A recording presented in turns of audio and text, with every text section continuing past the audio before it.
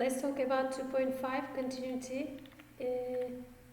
You will see this is a graph, and if you consider these points, they are all connected. Continuous functions, you can consider them, all the points are connected to each other, okay? Through a curve, I should say. If you look at this example, this function is not continuous at all, because see, for example, this point is not connected to this point through a curve. No, there's a jump here.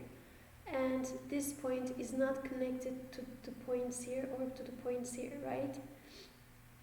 And for example, this point is not connected to these points. Therefore, it's x is equal to 1. We have this continuity. We call it this continuity. Let me write that. Okay.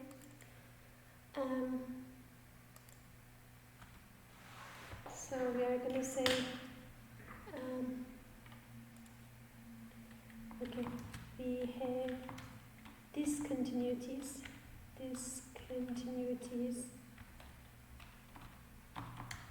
at, for example, x is equal to 1, because we cannot continue anymore, and at x is equal to 2, okay? Okay, here you see again discontinuities at x is equal to 1, there's a jump, at x is equal to 2, there's a jump again, and at x is equal to 4, there's a jump here as well. So there are 3 points which we have discontinuities here. Okay, so what does it mean continuous? Okay, what does it mean right continuous? Let me explain this here in a note.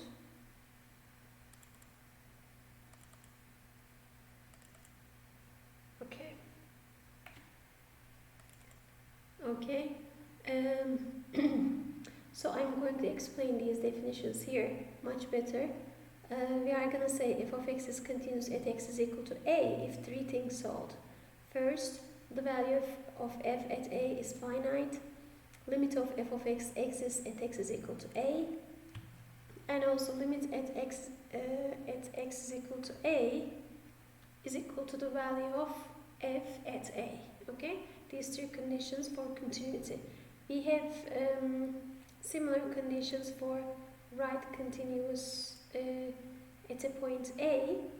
F is right continuous at the point x is equal to a if 3 things hold. F of a is finite, right limit exists, and right limit is equal to the value of f at a. Okay. Similarly, for the left continuous, f is left continuous at a if 3 things hold.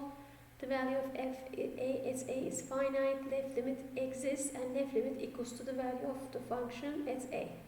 So actually, these things that are said here can be written explicitly like that. Okay. We can also look at this picture. This picture is also make things clear. So we want continuity to happen at C. So we look at the one-sided continuities. If we have the two-sided continuity at the point C, then it is continuous at C. On the other hand, here at A, we have only right continuity because nothing is defined on the left. And here at B, we have the left continuity and nothing has been defined towards right of B because the function is defined from A to B. No value of the function outside of this interval. Let's move on. If you look at this semicircle function, y is equal to square root of 4 minus x squared. Of course, this is a continuous function and it is defined on the interval -2 to 2. And it is continuous everywhere, and we have right continuity at -2 and left continuity at 2. Next we see a function that's a step function, unit step function. As you would see, it is 0 before 0 and it is 1 after 0. This is like a step, you see that, right? Stepping on that, like steps, step 1, step 2. we have a jump discontinuity here. We call it jump because you have to jump from here to get to the point 1. You have to jump up.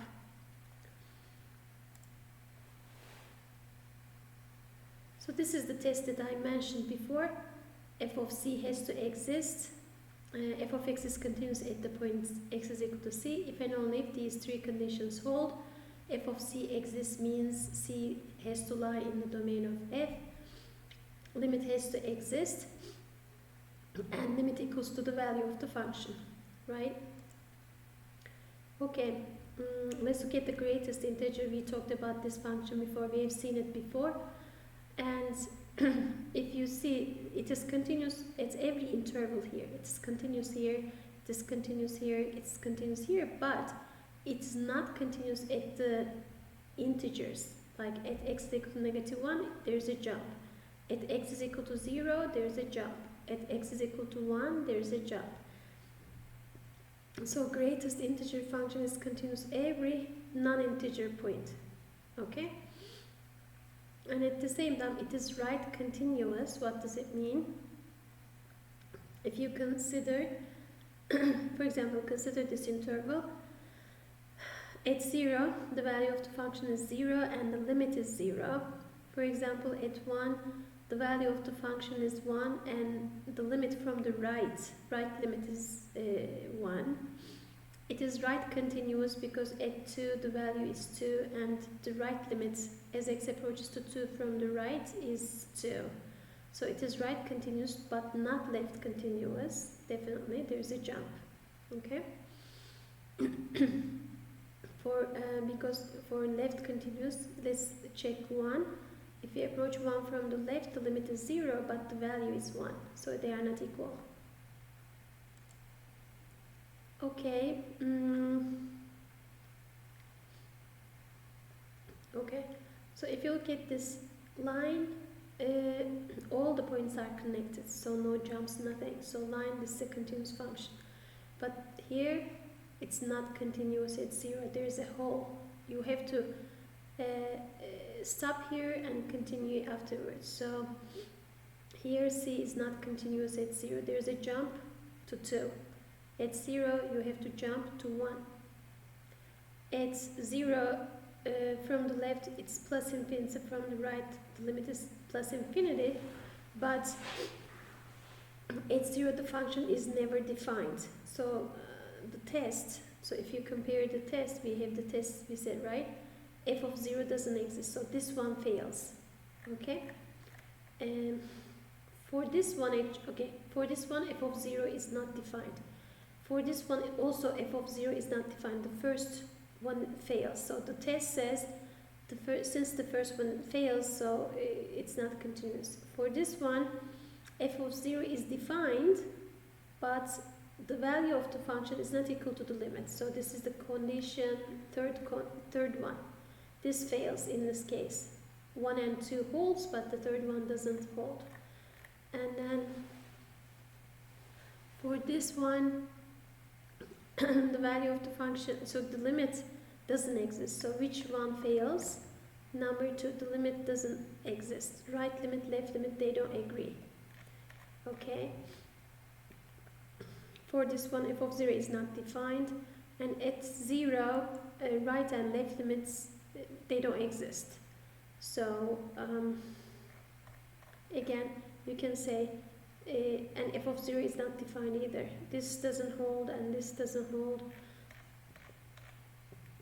Because of this, sine 1 over x is not continuous at 0. Okay, let's look at this function. This is the butterfly function, if you remember. The function is not defined at 0. Okay. So the first condition of the test fails. But here it is continuous, but at 0 the value of the function is not defined. Okay? Alright.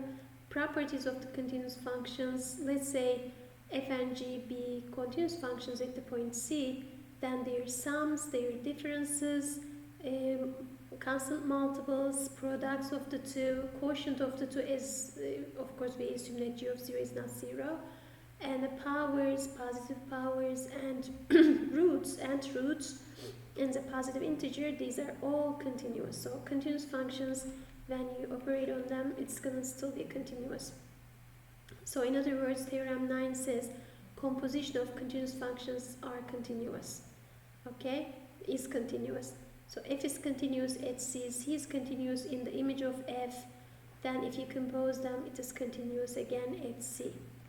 Okay, this is another pictorial way to show it.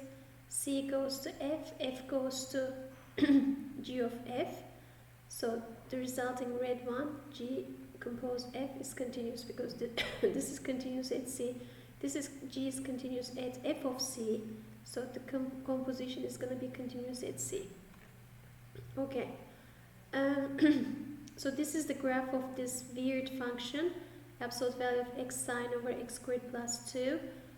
This is a continuous function. Look, the points are all connected, right? This is pictorially, it's clear to say that it is continuous everywhere. Limits of continuous functions. Let's say we have f is a continuous function. I'm sorry. Let's f has a limit at c, which is b. Let's say g is a continuous function. If you want to evaluate g at f of x, and if you want to take the limit afterwards, it is the same as, actually you can take this limit inside g. That's what it means. You will be able to do that as long as g is a continuous function. If the g is not continuous, you cannot do that.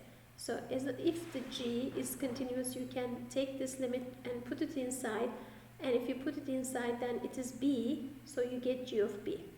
Okay? And we have a well-known theorem which is called the intermediate value theorem for continuous functions. What is that? Let's say we have the continuous function f, like the blue one here, and let's say we have a closed and bounded interval a to b. We usually show that closed and bounded like this, a to b, square brackets here, and let's say y0 is in the image of f. So what does it mean in the image? There is a c you can find such that f of c is equal to that value. So intermediate value theorem guarantees you that as long as you know that y0 is in between f of a and f of b, you will be able to find a pre-image, which means a c in the domain that's going to go to it. Okay? This is because of the continuity. You don't miss any points. So for each y here, there's an x that goes to it. If we choose this point, then let's look at it. There's a point here that goes to it. Because of continuity, nothing, you won't be able to lose any x values. You won't be able to have difficulty finding an x value that's going to go to that y value. But that y value has to be between f of a and f of b. Okay. Let's apply this intermediate value theorem to such a function. Look at this function. First of all, this function is not continuous. Let's see where it fails. Okay, this function, you can express it as piecewise like that. 1 to 2, you have this line, which is 2x minus 2, and 2 to 4, it is just a 3, which is this. Okay. If you see that between 0 and 3, this function doesn't take all y values. Because of that, actually, intermediate value theorem will not be applicable. Okay. For example, f of 1 is 0, f of 4 is 3, but if I choose a y value here, you won't be able to find the corresponding x value that's going to go to it. Look, no way, because there is a jump here. So you have to have a continuous function for intermediate value theorem. Alright, let's continue.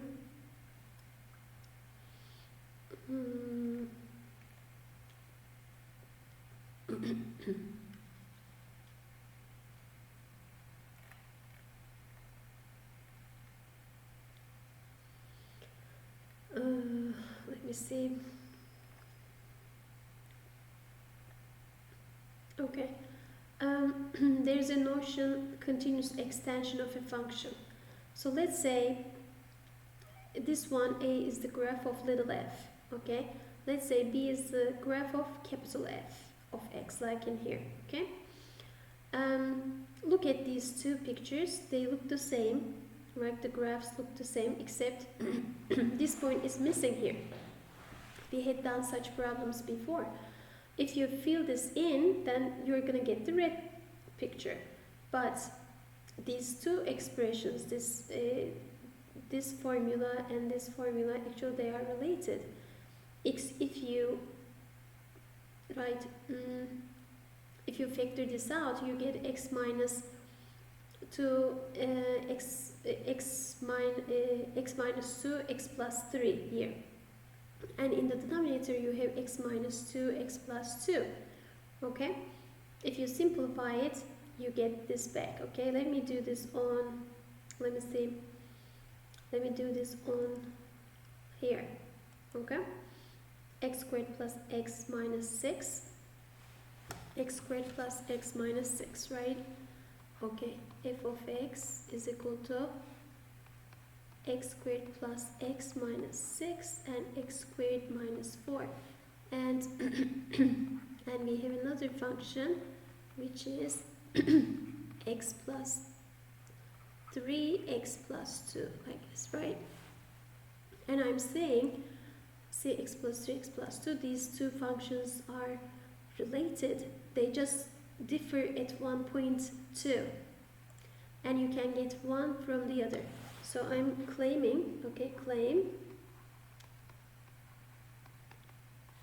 you can get f of x from little f. Okay, how would you do solution? In other words, I'm saying that they are related. Okay, so little f, let's factor it out.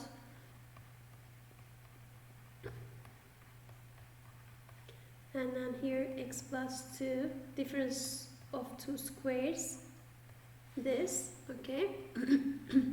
This cancels with that and you get x plus 3 x plus 2. Okay, but this function is not the same as this function, not the same. They differ at one point, okay? Note, okay, little f and capital F differ, okay, at x is equal to 2. At x is equal to 2, because at x is equal to 2, this is undefined, f is undefined, this one is undefined, but capital F is defined, okay? That's the difference. Alright. And this is not continuous, but this is continuous. So this one is a continuous extension of that, okay? So we are gonna say, okay, let me see if I have room here. Note, okay, we say that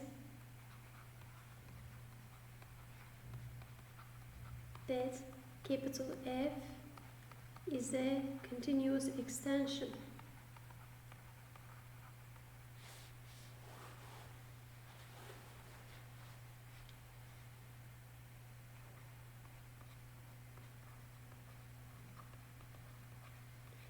Extension of little f of x. Okay? Okay.